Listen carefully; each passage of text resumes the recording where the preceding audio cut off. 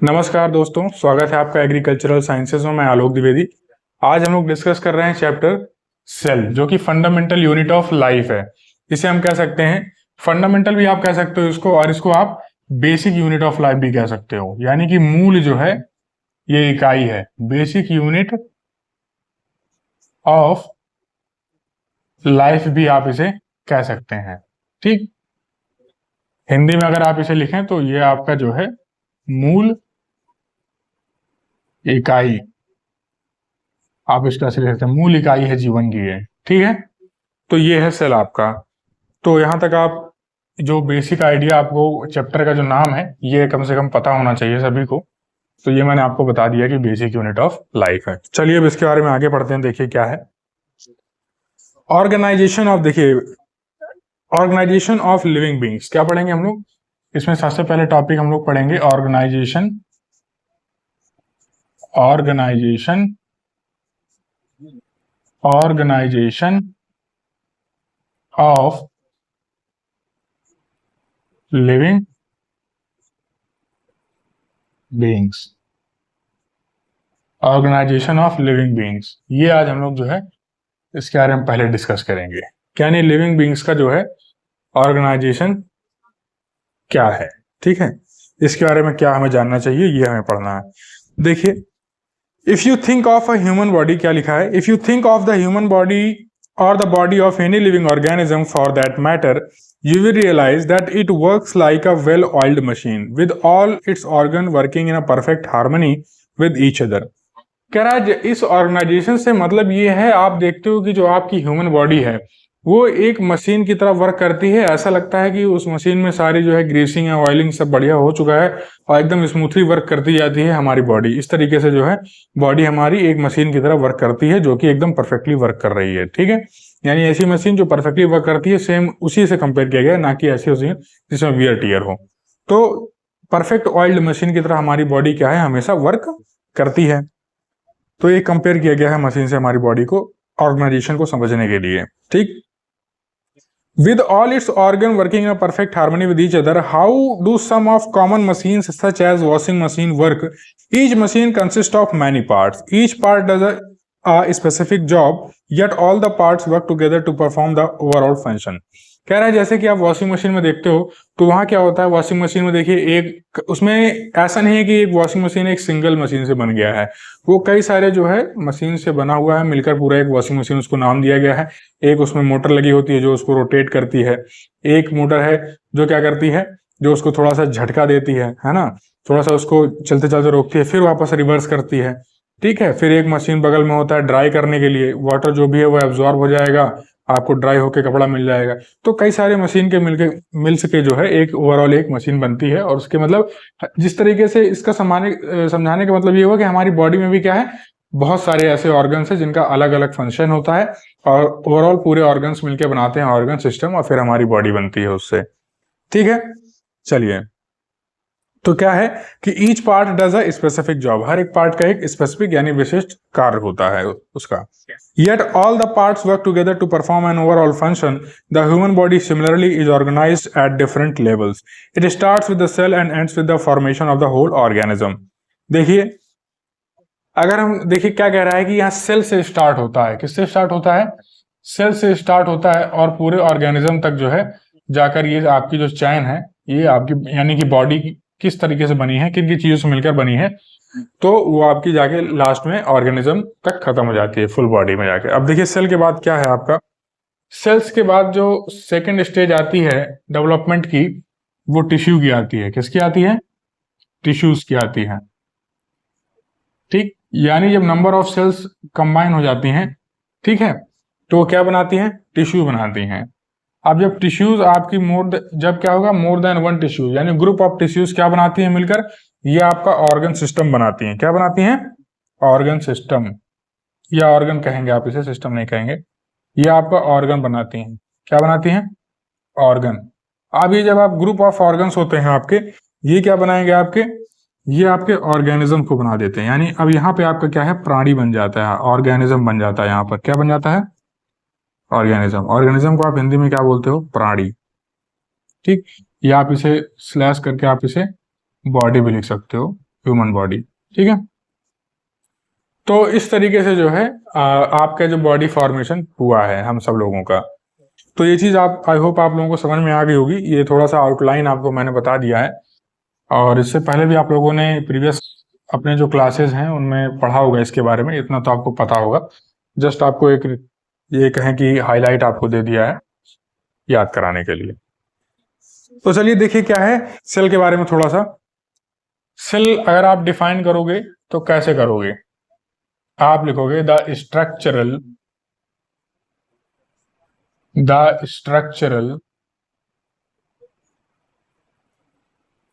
and functional unit of life, the structural and functional unit of life is called cell। तो structural और functional unit जो हमारे life की होती है उसी को हम क्या कहते हैं? सेल कहते हैं। ठीक है, क्यों स्ट्रक्चरल और फंक्शनल कहते हैं? क्योंकि यही सेल हमारे बॉडी का स्ट्रक्चर डिफाइन करते हैं।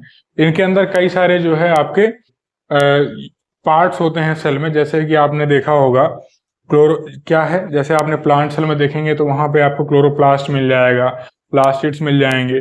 ऐसे ही आप एनिमल सेल में देखोगे तो आपको क्या मिल जाएगा, वहां पे आपको बहुत सारी चीजें मिल जाएंगी, गोल्जी अपार्टस मिल जाएगा, राइबोसोम मिल जाएगा, क्रोमोसोम मिल जाएगा। इसलिए क्या है स्ट्रक्चरल नाम है। फंक्शनल क्या है, उन सभी पर्टिकुलर जो पार्ट्स हैं उसके सेल के, उन सभी का एक अपना फंक्शन होता है। तो वही लिखा है आपका कि सेल क्या है, एक structural and functional unit of life है, यानी सबसे एक छोटी इकाई है जिनसे आपका पूरा बॉडी का फॉर्मेशन होता है। ठीक है, तो आई होप ये चीज आपको समझ में आ गई है। अब देखिए cells are found of many smaller units, the molecules and atoms. अब अभी हमने जो अभी टेबल बनाया था उसमें हमने शुरुआत कहां से की थी? सेल से शुरुआत की थी। अब ये आपसे कोई पूछे कि ये सेल कैसे बना है, तो आप कहोगे कि सर सेल जो है हमारा ये बना है एटम से। सबसे छोटी इसका ये एटम है इसकी, और इसके बाद जो है मॉलिक्यूल, एटम्स फिर मॉलिक्यूल। ठीक है, क्योंकि हमारे यूं कहें कि पूरी दुनिया में अगर सबसे छोटा अगर कोई पार्ट है, यानी सब कहें कि आप सेल से भी छोटा पार्ट, इससे छोटा पार्ट आपको मिल नहीं सकता, तो वो आपका एटम है, जिसे आप हिंदी में क्या कहते हो? अणु कहते हो। ठीक है, तो इसी अणु से फिर क्या होता है, ये मॉलिक्यूल बनता है, फिर तब जाकर आपका जो है सेल बनता है। ठीक है, तो ये चीज आपको समझ में आ जानी चाहिए कि सेल बायोलॉजिकल टर्म्स में अगर आप बात करेंगे तो सबसे बेसिक यूनिट और फंडामेंटल यूनिट लाइफ की सेल होती है। हमने कहा फंडामेंटल और बेसिक यूनिट ऑफ लाइफ, तब आप बताओगे सेल। अगर आप पूछेंगे स्मॉलर यूनिट क्या है किसी भी मैटर की, तो आप बताओगे एटम है। ठीक है, तो ये चीज आपका जो है क्लियर होना चाहिए कि आपसे कब क्वेश्चन क्या पूछ रहा है, उसके अकॉर्डिंग आपको आंसर करना है। ठीक है, however these are not living entity. अब देखिए, हालांकि एटम्स, इसीलिए मैंने आपसे बताया कि ये जो एंटिटी हैं, एटम्स और मॉलिक्यूल्स हैं, जो ये क्या है, लिविंग एंटिटी नहीं है। इसीलिए हम इनको जब बेसिक यूनिट ऑफ लाइफ की बात करते हैं तो हम सेल बताते हैं, और अगर बेसिक यूनिट ऑफ मैटर की बात करेंगे तो आप एटम और वही एटम ही बताओगे। एटम के बाद मॉलिक्यूल्स, फिर आप जो भी सॉलिड, लिक्विड एंड गैस जानते हो वो बताओगे आप। ठीक है, चलिए स्टेट्स ऑफ मैटर हो गया, सॉलिड, लिक्विड एंड गैस तो आप जानते होंगे इनके बारे में। अब देखिए सेल्स जो होते हैं, अगर देखिए सेल्स क्या होता है, जब आपके ग्रुप ऑफ सेल्स को हम क्या बोलते हैं, इसमें दूसरा पॉइंट आपके लिए इंपॉर्टेंट क्या है, group of cells. Group of cells को आप बोलते हो टिश्यू। क्या बोलते हो? टिश्यू बोलते हो। ठीक, ये तो आपने देखा कि ग्रुप ऑफ सेल्स को, ये आप जानते भी हो कि जो ग्रुप ऑफ सेल्स हैं उन्हें हम क्या बोलते हैं? टिश्यू बोलते हैं। ठीक, लेकिन ये ग्रुप ऑफ सेल्स कैसे ग्रुप ऑफ सेल्स होंगे? ये सेल्स कौन सी सेल्स मिलकर टिश्यू बना रही हैं, ये भी आपको ध्यान रखना है ना। ये भी तो पता होना चाहिए आपको कि क्या कोई भी सेल आपस में मिल जा रही है वो टिश्यू बना ले रही है? नहीं, ऐसी सेल्स जो है, क्योंकि देखिए टिश्यू अगर बनी है तो एक से ज्यादा अगर टिश्यू बन रहा है तो इसका मतलब उसमें उसका भी एक अपना पर्टिकुलर क्या है, डिफाइंड उसका एक पैरामीटर है कि कौन सा सेल मिलके क्या टिश्यू बनाएगी। तो सिमिलर फंक्शंस जिन सेल के होते हैं, जिस सेल के सिमिलर फंक्शंस होते हैं, सिमिलर फंक्शंस होते हैं, ठीक है, तो जो सेल एक जैसी होती हैं, जिनके कार्य एक जैसे होते हैं, वही सेल्स वही सेल आपस में एक दूसरे से मिलती हैं। जैसे फॉर सपोज हम ले लेते हैं एक C1 सेल, इसका नाम रख देते हैं, तो और एक C2 सेल है और एक C2 सेल है। तो C2 और C1 सेल मिलके नहीं टिश्यू बनाती है, C1 और C1 सेल मिलके जो है टिश्यू बनाएंगी है। ये इनकी एंटिटी, इनकी पहचान अलग होगी, और इसकी पहचान, इस C2 टिश्यू की पहचान क्या होगी, अलग होगी। ठीक है, क्योंकि इनका क्या है, सिमिलर फंक्शंस, जो सिमिलर सेल्स होती हैं वही आपस में मिलकर एक दूसरे से मिलती हैं और वो टिश्यू बनाती हैं। ठीक है, तो ये चीज आई होप आपको समझ में आ गया होगा। चलिए नेक्स्ट अब हम लोग आगे देखते हैं क्या है इसके बारे में। Many tissues group together to form an organ performing the similar function. इसी तरीके से क्या होता है, जब आपकी मैनी टिश्यूज यानी बहुत सारी टिश्यूज जब आपस में मिलती हैं, many tissues group together, many tissues group together, तो ये आपका बनाती हैं ऑर्गन। क्या बनाती हैं, ऑर्गन, जिसका एक सिमिलर फंक्शन होता है, जिसका एक सिमिलर फंक्शन होता है। ठीक है, चलिए ये चीज आई होप आपको समझ में आ गई। A group of organs that work together to perform one or more functions then constitute an organ system.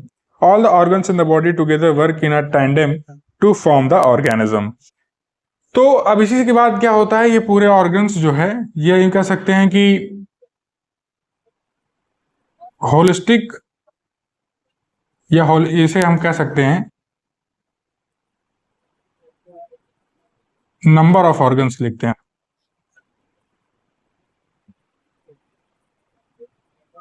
तो यहां पर मैं आपको बता रहा था कि ग्रुप ऑफ ऑर्गन्स को, ठीक है, ग्रुप ऑफ ऑर्गन्स को आप कह सकते हो कि अब आपका ऑर्गेनिज्म बन गया है। ठीक है, और हर एक ऑर्गन का अपना एक स्पेसिफिक फंक्शन होता है। जैसे आपकी किडनी हो गई, ठीक है, किडनी का नाम पहले आ जाता है क्योंकि इसका जो है तस्करी इसकी बहुत हो रही थी ना, इस वजह से। किडनी हो गई, लीवर हो गया, हार्ट हो गया, ठीक है, पैनक्रियाज हो गया, ये सब क्या है, ये सब ऑर्गन है। ठीक है, और इन सब का क्या है, अपना एक स्पेसिफिक वर्क होता है।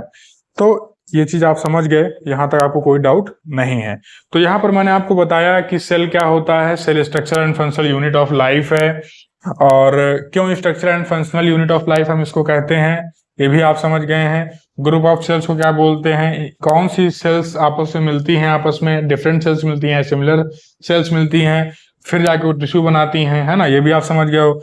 ऑर्गन्स, फिर टिश्यू क्या बनते हैं, ग्रुप ऑफ टिश्यूज को आप क्या बनाते हैं, ये आपके जब जो है टिश्यूज प्लस टिश्यूज, ठीक है, जब ग्रुप ऑफ टिश्यूज हो जाते हैं, और एक टिश्यूज लिख लीजिए आप, तो ये क्या बनाते हैं, आपका ये ऑर्गन बनाते हैं। और जो ऑर्गन का ग्रुप है वो मैंने आपको नीचे बता ही दिया, ऑर्गेनिज्म बन जाता है। तो यहां तक आपका जो है क्लियर होना चाहिए पूरा फंडा की क्या चीज सेल्स में आपको आना चाहिए। यहां तक पूरा क्लियर होना चाहिए कि क्या क्या मैंने आपको बताया अभी तक। यहां तक तो कोई डाउट नहीं होना चाहिए। अगर फिर भी कोई डाउट रह जाता है तो आप उसे मुझे कमेंट सेक्शन में पिन करके बता सकते हैं। ठीक है, चलिए ये यहाँ पे हमने इसको डिलीट कर दिया। ठीक, अब हम लोग यहाँ पर डिस्कस करेंगे द सेल थ्योरी। क्या डिस्कस करेंगे, the cell theory, the cell theory. ठीक, इसके बारे में ये देखिए बहुत इंपॉर्टेंट है। ठीक है, अच्छा इसमें एक फैक्ट मैं आपको बताना चाहूंगा। द सेल थ्योरी तो मैं बताऊंगा ही आपको, लेकिन उससे पहले क्या है, अगर एक एवरेज पर्सन में, ठीक, एक एवरेज पर्सन में, when an average person reaches to the stage of adulthood, to the stage of adulthood, ठीक, जब एक एवरेज पर्सन यानी एक हेल्दी पर्सन जब एडल्टहुड की स्टेज को अटेन कर लेता है, अब यहां तक पहुंचता है, तो इसमें क्या होता है, इसके पास more than 100 trillion cells developed हो जाती हैं ह्यूमन बॉडी में। कितनी? 100 ट्रिलियन सेल्स बॉडी में डेवलप हो चुकी होती हैं। ठीक, तो ये चीज आपको यहां पर एक फैक्ट मैंने बता दिया। ठीक है, कि 100 trillion cells are developed in human body by the time the average person reaches adulthood. यानी एडल्टहुड तक पहुंचते पहुंचते क्या है, 100 ट्रिलियन सेल्स आपकी बॉडी में डेवलप हो जाती हैं। 100 ट्रिलियन। अब आपके लिए एक होमवर्क है, कुछ लोगों को तो पता होगा कि 1 ट्रिलियन इक्वल्स टू कितने मिलियन, ये आप मुझे बताओगे। ठीक है, और एक और आपके लिए जो है होमवर्क, 1 मिलियन इक्वल टू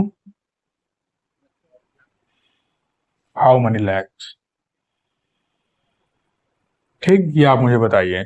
ठीक, तो ये आप लोग मुझे कमेंट सेक्शन में बताएंगे कि 1 ट्रिलियन में कितने मिलियन होते हैं और 1 मिलियन में कितने लैक्स होते हैं। ठीक है, चलिए, ये चीज आपके लिए क्या अमेजिंग फैक्ट है। थोड़ा सा अमेजिंग फैक्ट के बारे में जानते रहना चाहिए, है ना, इंटरेस्टिंग होता है थोड़ा सा टॉपिक को पढ़ना। चलिए, अब सेल थ्योरी के बारे में हम लोग पढ़ते हैं। पहले मैं आपको डिक्टेट करता हूं इसके बारे में, फिर उसके बाद इसमें समझाता हूं बोर्ड पर। देखिए, at the same time that the invention of telescope made the space accessible to the human observation, the microscope opened up smaller worlds। देखिए, जहां टेलीस्कोप ने क्या किया, जो हमारी सेलेस्टियल बॉडीज हैं उनको हम लोग देख पाए। ठीक है, उसी तरीके से माइक्रोस्कोप ने उसका जस्ट वाइस वर्सा किया, जो ऐसे ऑर्गेनिज्म है जिनको हम अपने नेकेड आइज से नहीं देख सकते हैं, बाय आवर नेकेड आइज, उनको भी हमने एक्सेस कर पाया, वो भी हमारे लिए एक्सेसिबल हुए, उनको भी हम देखने योग्य बन गए। अब क्यों? क्योंकि हमारे पास माइक्रोस्कोप आ गया। ठीक, showing what living organisms were composed of, the cell was। अब देखिए, सबसे इंपॉर्टेंट पॉइंट सेल थ्योरी में क्या आता है, सबसे पहले आपको लिखना है cell was first observed and cell was first observed and named by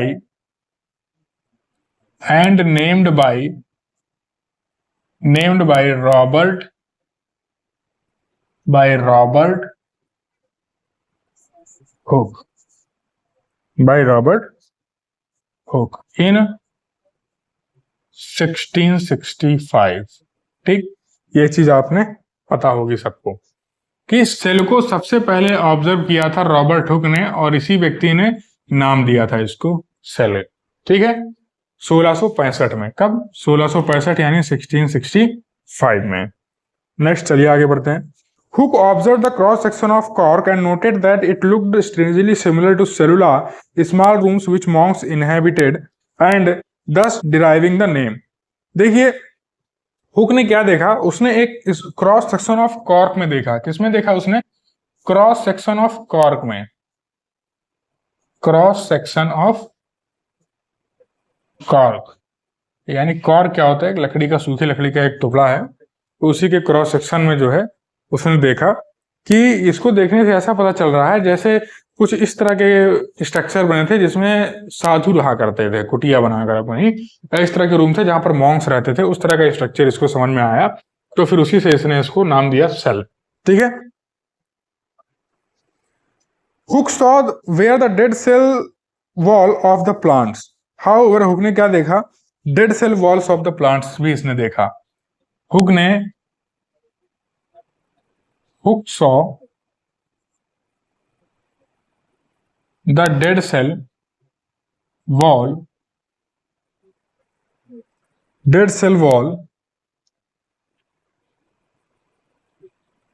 of plant cell। Plant cell की डेड सेल वॉल को भी इसने देखा था। ठीक है, अब ये चीज आपको क्लियर हो गई। अब अगर आपसे पूछा जाए कि वो पहला ऐसा कौन सा व्यक्ति था जिसने लिविंग सेल को ऑब्जर्व किया था, जिसने लिविंग सेल देखा था अपनी आंखों से माइक्रोस्कोप के द्वारा, ठीक है, वो कौन व्यक्ति था? तो आप लिखोगे द फर्स्ट मैन, या आप बताओगे कि the first man to observe living cell, the first man to observe the living cell by microscope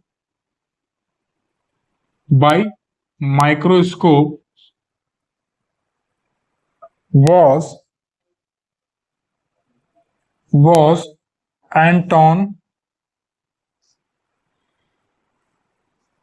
Antony, जैसे आप बोलते हो, एंटनी वॉन ल्यूवेनहोइक। ठीक, ल्यूवेनहोइक। इन लोगों के नाम इतने शानदार रहते हैं, नाम में ही इनके दम रहती है। 1674 में देखा था इस बंदे ने। कब देखा था? 1674 में। तो अब ये चीज बहुत क्लियर होनी चाहिए कि डेड सेल को किसने देखा था और लिविंग सेल को किसने देखा था। ठीक है, यानी जीवित सेल को किस व्यक्ति ने ऑब्जर्व किया था माइक्रोस्कोप में, और जो मृत सेल थी, ठीक है, उसको किसने, नॉन लिविंग सेल को किसने ऑब्जर्व किया और लिविंग सेल को किसने, यानी कि डेड सेल को बताने वाले पहले व्यक्ति थे रॉबर्ट हुक 1665 में। इन्होंने डेड सेल के बारे में बताया था। ठीक है, पहले व्यक्ति थे जिन्होंने सेल देखा, ऑब्जर्व किया, उसको नाम भी दिया, लेकिन इन्होंने कैसी सेल देखी? डेड सेल देखी। ठीक है, क्रॉस सेक्शन ऑफ कॉर्क में देखा। ठीक है, लेकिन ऐसे पहले कौन से व्यक्ति थे, अगर आपसे पूछा जाए कि वो कौन से, who was the first man to observe the living cell, living cell को सबसे पहले किसने ऑब्जर्व किया था? तो वो थे आपके ये भाई साहब एंटोनी वॉन ल्यूवेनहोइक, जिसने 1674 में ये चीज बताई कि लिविंग सेल मैंने ऑब्जर्व किया है। ठीक है, पहले व्यक्ति ये थे। चलिए, यहां तक आपका जो है आपको क्लियर है, यहां तक तो कोई डाउट है नहीं। ठीक है, एक बार इसको लिख लीजिए आप लोग, या फिर एक बार रिवाइंड करके दोबारा से वीडियो देखिएगा तो याद हो जाएगा आपको ये। ठीक है, ये एग्जाम में अक्सर पूछता है, आपके जो कॉम्पिटिटिव एग्जाम्स हैं या फिर आपके जो एकेडमिक्स एग्जाम होते हैं, इनमें आता ही आता है ये क्वेश्चन, तो अराइज होगा निश्चित है, मल्टीपल चॉइस क्वेश्चन की तरह, और या तो फिर आपका आंसर द फॉलोइंग करके in one word, in one sentence और 2 सेंटेंस के फॉर्म में। ठीक है, तो ये आपने पता होना चाहिए। तो ये सेल थ्योरी हो गई आपकी। अब आज का जो है हम लोग लास्ट टॉपिक डिस्कस करेंगे, जो कि होगा फॉर्मुलेशन ऑफ सेल थ्योरी। क्या होगा? Formulation of cell theory. Formulation of cell theory. ठीक है, सेल थ्योरी का फॉर्मुलेशन, इसके बारे में डिस्कस करें। चलिए, पहले मैं आपको इसको डिक्टेट करके एक बार बताता हूं, फिर आपको इसको एक्सप्लेन करता हूं। देखिए, in 1338 Theodor Schumann and Matthias Sleeden were enjoying after dinner coffee and talking about their studies on cells. They were struck with the similarity of the characteristics of the cells in the plants studied by the Sleeden and the animal cells by Schumann. देखिए, अब यहां पर formulation of theory में आपको दो चीज पता है, दो लोगों का नाम आया है। किनका? एक थियोडर सचुआन का, लिख देता हूं मैं। ये कब की बात है? 1838 की बात हो रही है। यहां पर कब की बात हो रही है? 1838 की बात हो रही है। 1838 का जो समय था उस समय की बात हो रही है। इधर मैं लिख देता हूं थियोडर सचुआन को, थियोडर सचुआन को। ठीक है, देखिए, विदेश में सचुआन होते हैं, हमारे यहाँ सचान होते हैं।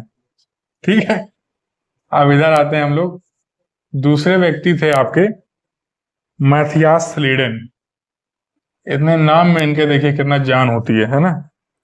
हमारे यहाँ देखिए जो है लल्लू और पप्पू नाम रखा दिया जाता है, और जिनीवन भी उनका लल्लू हो जाता है। फिर वहां नाम ही देखिए थियोडर और जो है स्लीडन नाम रखा रहे हैं, तो जानदार एकदम नाम इनका हो रहा है ना। तो ये दो लोग थे भाई। ठीक, इसमें थियोडर सचुआन ने क्या, ये लोग भाई, ये दोनों आदमी जो है बैठे हुए थे, दोनों जो है ज्ञाता थे, दोनों को जो है नॉलेज था एकदम दबा के।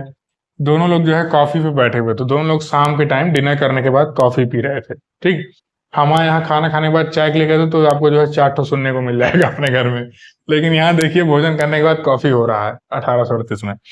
तो ये दोनों जो है प्लांट्स अपने अपनी जो है डिस्कवरी के बारे में जो है यहाँ पर डिस्कशन छेड़े हुए थे। तो थियोडर जो सिचुआन भाई साहब थे, ये स्टडी कर रहे थे उस समय किसके बारे में? एनिमल सेल के बारे में। कौन? ये आपके जो है स्लीडन, ये भाई साहब जो है डिस्कस कर रहे थे। ये जो है एनिमल सेल के जो है रुचि रखने वाले व्यक्ति थे एनिमल सेल्स पर, ठीक है। मैथियास स्लीडन जो है, ठीक। एनिमल सेल्स, ये मुझे लगता है थोड़ा सा मैंने आपको उल्टा लिख दिया मैंने यहां पर। सिचुआन जो है ये एनिमल सेल के बारे में थे, ठीक है, और ये जो है आपके प्लांट सेल के बारे में डिस्कस कर रहे थे स्लीडन, ठीक है, प्लांट सेल के बारे में, ठीक। अच्छा देखिए, जैसे अभी हम थोड़ा सा इसमें कंफ्यूजन हो गया कि थियोडर सिचुआन एनिमल के थे कि मैथियास लीडन प्लांट सेल के थे, तो आप इसको देखिए याद कर सकते हो कैसे। ये देखिए जो थियोडर हैं प्लांट सेल, देखिए इसका यहां से मैंने इसको याद करने का ट्रिक बनाया हुआ था कि जो प्लांट सेल है इसका कहां से स्टार्टिंग हो रहा है? पी से, है ना, सही बात है। और जो हमारे पीएम है, पीएम क्या है? प्राइम मिनिस्टर, यानी कि ये जो है पी के बाद क्या आ गया? पीएम आ गया पीएम में। तो यही जो है यानी मैथियास का क्या पढ़ रहे थे? प्लांट सेल के बारे में पढ़ रहे थे। इस तरीके से मैंने बनाया था, लेकिन माइंड में जो है हमारे स्लिप कर गया वो। या फिर ऐसे भी कह सकते हो कि आप प्लांट है ना, फिर PQRS, तो पी के नजदीक क्या आता है? एस लीडन, ठीक है, इस तरीके से आप कह सकते हो। और यहाँ पे देखिए यहाँ भी लेकिन सिचुआन आ रहा है, ठीक है, इसमें सिचुआन आ रहा है, तो इसीलिए वहां पे कंफ्यूजन हो जाता है। इसीलिए पीएम जो है याद रहेगा आपको तो ज्यादा बढ़िया रहेगा। और थियोडर जो है ये जानवर वाला नाम इसका लग रहा है, तो इस तरीके से आप याद कर सकते हैं कि ये थियोडर सिचुआन जो है एनिमल सेल के बारे में डिस्कस कर रहे थे, ठीक है। चलिए, तो अब आगे चलते हैं, मेन मुद्दे पे आते हैं। तो ये लोग जो है डिस्कस कर रहे थे, ये अपनी खोज के बारे में बता रहे थे कि भाई मुझे प्लांट सेल में ये मिला है, मैंने ये देखा, ये ऐसा काम कर रहा था। ये अपना बता रहे थे कि हमारे ये हमने देखा। लेकिन ये सब लास्ट में जाके एक जगह दोनों मैच कर जाते हैं, यानी प्लांट सेल और एनिमल सेल में दोनों में सिमिलरिटी पाई जाती है, समानता पाई जाती है एक जगह जाकर, ठीक है। वहां पर ये फंस जाते हैं कि यार ये क्या, मतलब प्लांट सेल में भी वही चीज मतलब हो रहा है, एनिमल सेल में भी वही मिल गया। तो ये लोग थोड़ा सा ताज्जुब मानते हैं इस चीज पे, ठीक है, रुक जाते हैं, अपनी स्टडी को वहां पर रोक लेते हैं 2 मिनट के लिए। Later their observations were summarised in the cell theory. अब बाद में क्या हुआ, इनके ऑब्जर्वेशंस को समराइज किया गया सेल थ्योरी में, ठीक है।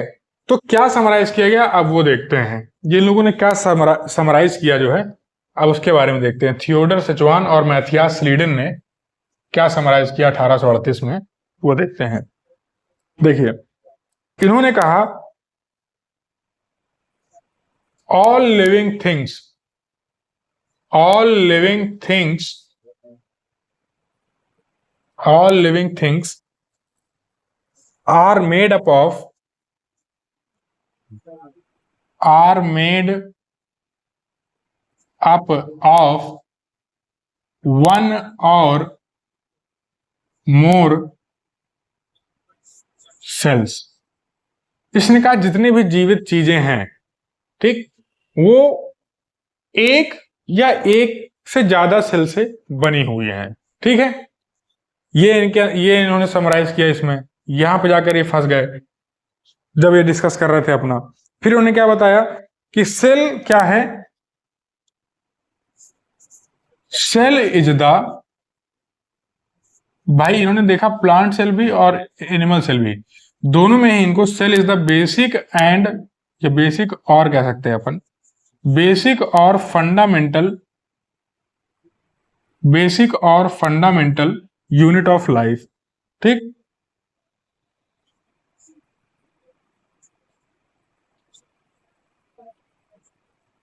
इनको सेल जो है basic and basic unit of जो है लाइफ लगी। इनको ये समझ में आया कि दोनों में जो है सबसे छोटी इकाई क्या है? सेल ही है। Smallest basic unit of structural organisation of organism भी आपका क्या है? वो सेल है। ये आप इसको आप दूसरे तरीके से भी लिख सकते हो, मैं लिख देता हूं उसको। Cell is the smallest, cell is the smallest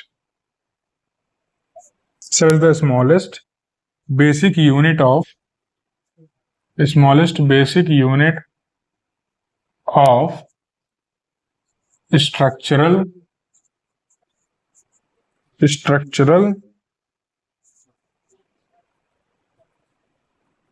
organisation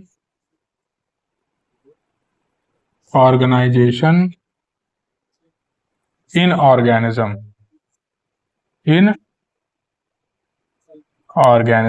एक ही चीज है, ठीक है, वर्ड्स अलग अलग हैं, मतलब अगर अर्थ समझेंगे तो वही चीज है।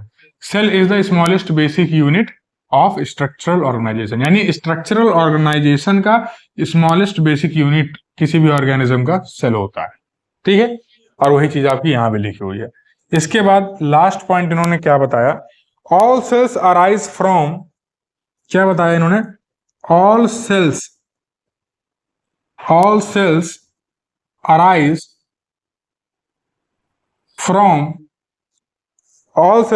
from pre-existing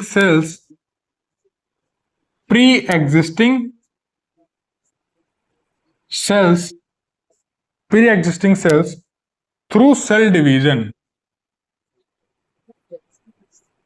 through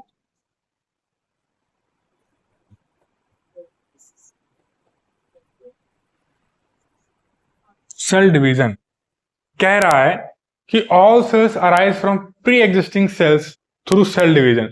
जितनी भी सेल्स यानी सभी सेल्स कहां से अराइज होती हैं, वो अपनी प्री एग्जिस्टिंग सेल्स है, यानी कहीं ना कहीं तो इसकी शुरुआत हुई होगी ना, उसी सेल से, यानी जो सबसे पहले जो सेल पाई गई होगी उसी सेल के सेल डिवीजन से ही आपको अगली सेल मिल रही है, ठीक है।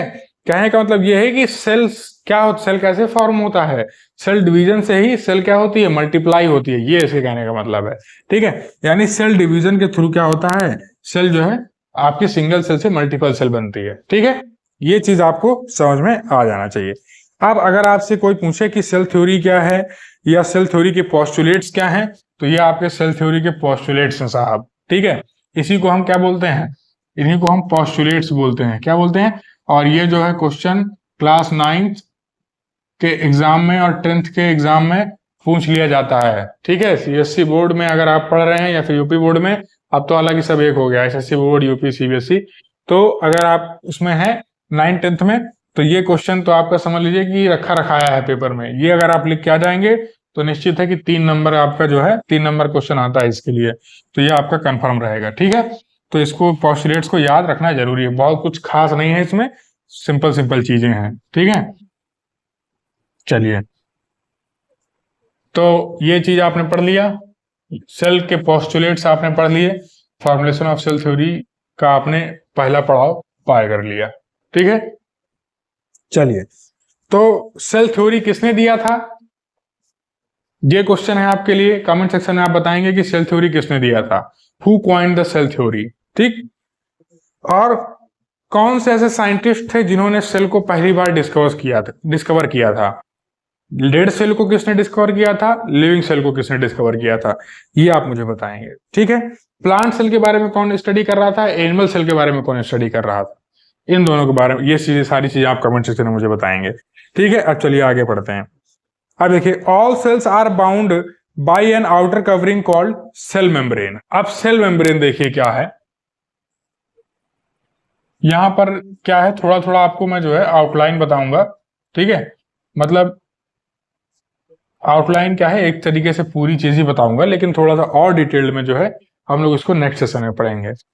सेल मेम्ब्रेन क्या होता है, ये एक आउटर कवरिंग होती है, एन आउटर कवरिंग। यहां पर बताने का अर्थ यह है कि एटलीस्ट आपको जो है इसका मतलब पता हो कि सेल मेम्ब्रेन क्या है। सेल मेम्ब्रेन को हम कह सकते हैं कि ये क्या है, एक कोई भी सेल मेम्ब्रेन से कवर्ड होता है, और उसी को हम क्या बोलते हैं, एन आउटर कवरिंग। उसी को क्या बोलते हैं, an outer covering of cell क्या है, सेल मेम्ब्रेन है, ठीक है। Cell membrane is the living part of cell. अच्छा, इसमें एक और चीज, सेल मेम्ब्रेन क्या जीवित चीज है, निर्जीव है, तो ये क्या है, लिविंग है। कैसा है, लिविंग है। कैसा है, लिविंग पार्ट है, लिविंग पार्ट ऑफ सेल, ठीक है, लिविंग पार्ट ऑफ सेल, ठीक। अब देखिए, आगे चलते हैं। In plants there is an extra covering over the cell membrane. अब देखिए प्लांट्स में क्या होता है,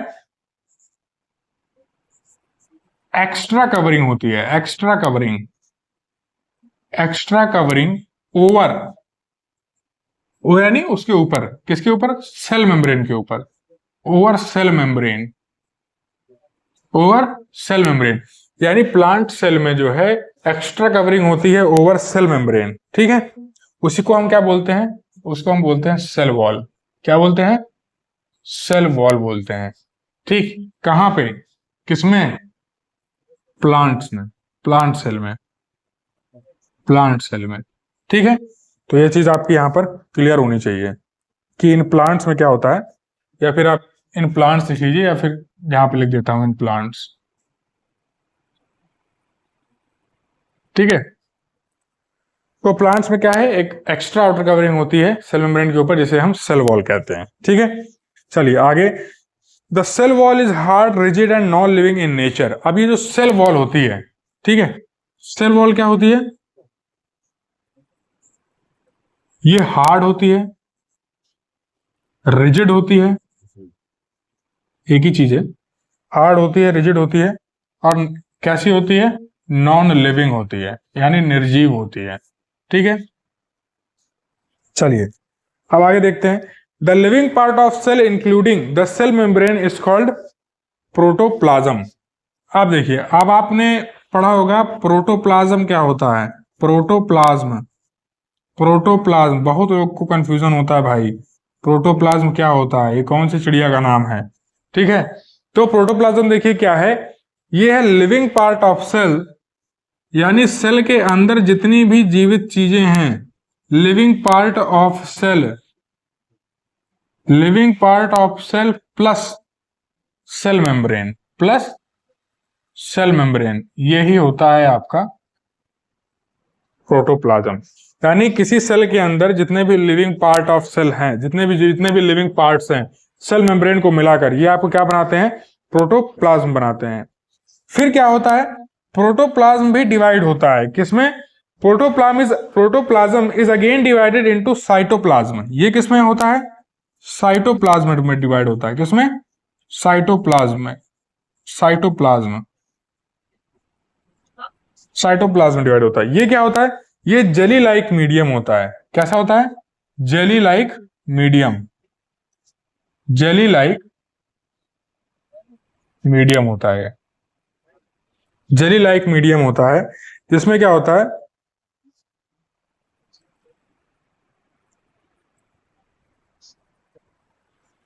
जो क्या करता है, सेल को फिल करता है, jelly like medium which fills the cell,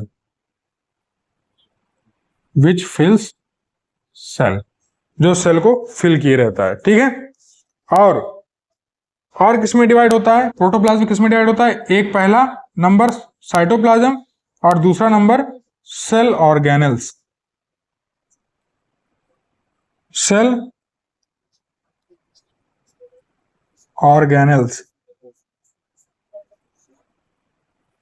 ठीक है। तो साइटोप्लाज्म और सेल ऑर्गेनेल्स किससे डिवाइड होकर आए हैं, प्रोटोप्लाज्म से। यानी प्रोटोप्लाज्म जो है डिवाइडेड होता है into cytoplasm and cell organelles, ठीक। तो all living cells constitute the basic structure, सभी लिविंग सेल्स में एक बेसिक स्ट्रक्चर होता है, वो सभी में एक होता है। Organelles are the structures inside the cell that have specific functions that contribute toward the overall function of cell. अब देखिए ये कह रहा है कि सेल ऑर्गेनेल्स क्या होते हैं, ये सेल ऑर्गेनेल्स क्या होते हैं, इनके बारे में आप जानिए। साइटोप्लाज्म तो आप जान गए, सेल ऑर्गेनेल्स क्या होते हैं बेटा, ये होते हैं structures inside cells that have a specific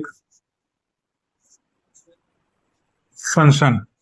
जैसे आप इसको ऐसे कंपेयर करिए, हमारे ऑर्गन्स हैं, यानी एक सेल के अंदर उसका ऑर्गन होता है, सेल ऑर्गेनल्स उनको नाम देते हैं, और हमारे शरीर के अंदर जो हमारे ऑर्गन्स हैं उनको हम ऑर्गन नहीं बोलते, उनको पार्ट्स को हम ऑर्गन बोलते हैं। यानी हर ऑर्गन के एक स्पेसिफिक फंक्शन है।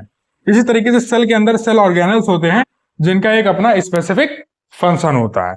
ठीक है, तो आई होप यहां तक आपको चीजें पता हो गई हैं। और यही सेल ऑर्गेनल्स क्या करते हैं, आपस में कंट्रीब्यूट करते हैं सेल की पूरी ओवरऑल फंक्शनिंग में। तो अब आपको पता चल गया है सेल के बारे में। सेल के बारे में हम लोगों ने डिस्कस कर लिया है, सेल के पोस्टुलेट्स डिस्कस कर लिए हैं, सेल मेम्ब्रेन क्या होता है, एक्स्ट्रा कवरिंग को हम क्या बोलते हैं, जो सेल मेम्ब्रेन के ऊपर होती है, जो कि आपकी प्लांट्स में पाई जाती है। ठीक है, तो ये सारी चीजें आपने समझ ली हैं। और इसके बाद हमने देखा कि सेल वॉल क्या होता है, क्या इसका नेचर क्या होता है, नॉन लिविंग होता है। वहीं सेल मेम्ब्रेन का जो है नेचर कैसा होता है, लिविंग पार्ट होता है ये। और प्रोटोप्लाज्म क्या है, ये लिविंग पार्ट ऑफ सेल है plus cell membrane. Living part of cell plus cell membrane को हम प्रोटोप्लाज्म बोलते हैं। साइटोप्लाज्म क्या है, जेली लाइक मीडियम है जो कि सेल के अंदर भरा होता है, पूरा फिल्ड होता है साइटोप्लाज्म से सेल। और सेल ऑर्गेनल्स क्या होते हैं, ये ऐसे स्ट्रक्चर्स हैं जिनका स्पेसिफिक फंक्शंस होता है सेल के अंदर, और यही सेल ऑर्गेनल्स मिलकर पूरी ओवरऑल सेल की फंक्शनिंग को कंप्लीट कर पाते हैं। ठीक है, तो आई होप ये सब चीजें आपको क्लियर हैं। यहाँ तक आपको कोई डाउट है नहीं यहाँ पर। अगर कोई डाउट होता है तो वो आप मुझे कमेंट सेक्शन में बता सकते हैं। और इसी तरह के जो है इंटरेक्टिव और इंटरेस्टिंग लेक्चर्स के साथ हम आते रहेंगे आपको, और नए नए टॉपिक्स के बारे में इसमें पढ़ाएंगे। तो अभी जो सेल था, जो कि फंडामेंटल यूनिट ऑफ लाइफ है आपका, इस चैप्टर के आगे हम नेक्स्ट टॉपिक फर्दर आगे डिस्कस करेंगे, structure of cell and its types, यानी कि सेल का स्ट्रक्चर कैसा होता है और इसके क्या क्या प्रकार हैं, क्या कौन कौन से सेल ऑर्गेनल्स सेल के अंदर पाए जाते हैं, उनको आगे डिस्कस करेंगे। ठीक है दोस्तों, और अगर आपको इस वीडियो को देखने के बाद आपको ऐसा लगा है कि आपको कुछ नॉलेज मिला है और आप सारी चीजें अच्छे से समझ गए हो, तो वीडियो को लाइक करिए, सपोर्ट करिए हमें, और कमेंट सेक्शन में अपना फीडबैक जरूर दीजिएगा। जय हिंद, जय Bharat, have a great day.